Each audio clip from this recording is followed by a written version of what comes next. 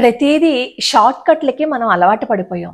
కార్తీక మాస మాహాత్మ్యాన్ని వినడానికి కూడా మనం సమయాన్ని కేటాయించలేకపోతున్నాం. కార్తీక మాస మాహాత్మ్యాన్ని వింటే మన జీవితాన్ని ఎలా ఉద్ధరించుకోవచ్చు అనేది మర్చిపోతున్నాం.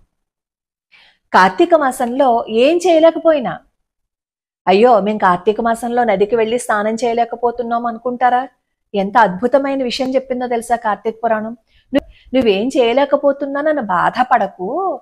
కనీసం కార్తీక మాసంలో ఒక్క ఆదివారమైనా సరే ప్రాతకాలంలో స్నానం చెయ్యి. అలా స్నానం చేస్తే కార్తీక మాసం నెల్లాళ్ళు వ్రతం చేసిన ఫలితం వస్తుంది అన్నారు.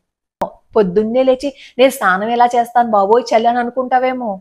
పోని కార్తీక మాసం మాహాత్మ్యాన్ని చదువు, పోని కనీసం విను. వింటే ఈ కార్తీక మాసం నెల్లాళ్ళు నువ్వు ఆ వ్రతం చేసిన ఫలితం నీ ఖాతాలో పడిపోతుంది అని చెప్పారు.